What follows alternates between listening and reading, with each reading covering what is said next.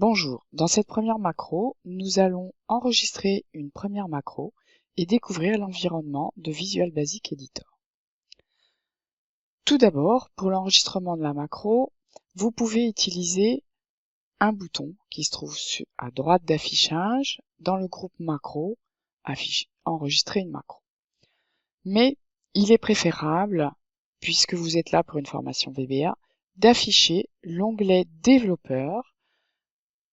Pour cela, effectuez un clic droit sur l'onglet, une partie vide d'un onglet du ruban, personnalisez le ruban et vous cochez tout simplement développeur.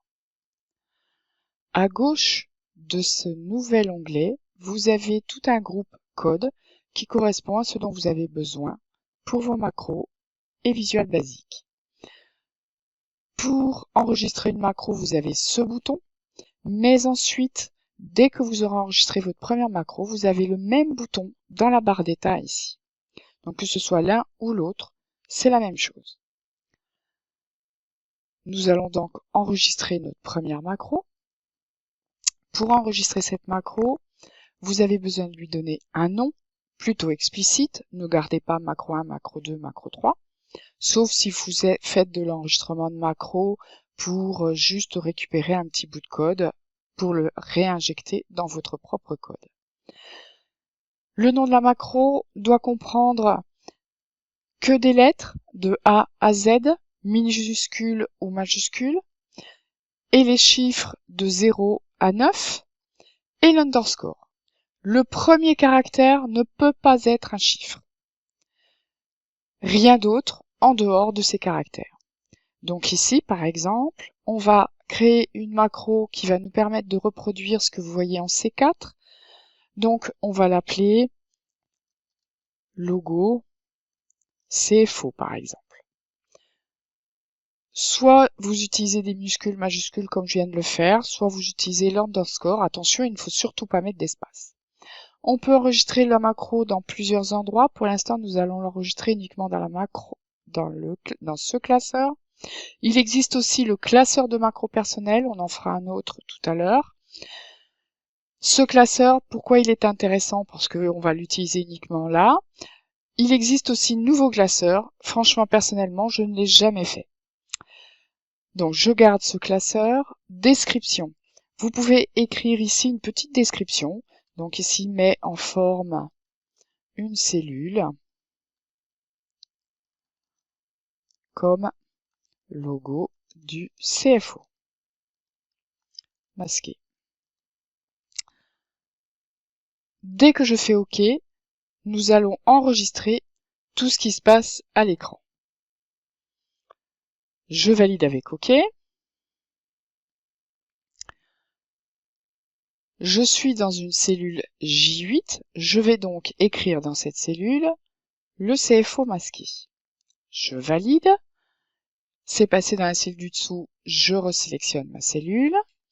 Je vais donc maintenant sur accueil lui dire que c'est la police Calibri, la taille 18, le fait que je l'écrive en gras, sur un fond gris un peu foncé, en couleur blanche, que je vais renvoyer à la ligne automatiquement et que du coup, je vais l'élargir, changer légèrement la hauteur, puis la centrer horizontalement et verticalement. Maintenant que j'ai fait tout le travail, je vais arrêter ma macro. Donc soit ici sur la barre d'état, soit sur l'onglet développeur, arrêter l'enregistrement.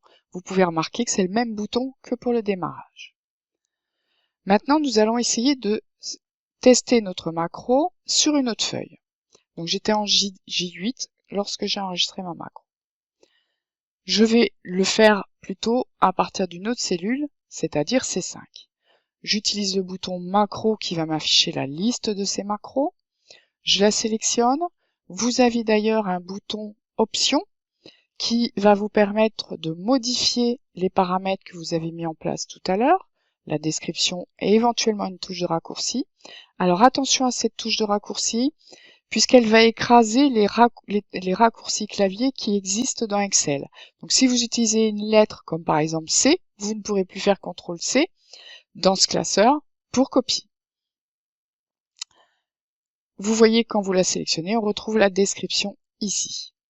Ça sera un moyen éventuellement pour vous de rajouter une petite description sur vos propres macros ensuite. Ici, nous allons l'exécuter pour voir si elle fonctionne. Alors, elle s'est exécutée, mais elle est allée s'exécuter en J8. On va essayer de comprendre, puisque moi j'étais en C5, pourquoi elle est allée en J8. Et on peut regarder, c'est exactement la cellule que j'avais au démarrage. Donc, pour cela, nous allons reprendre macro, puis sélectionner logo CFO et cliquer sur modifier pour aller directement sur le code de notre macro.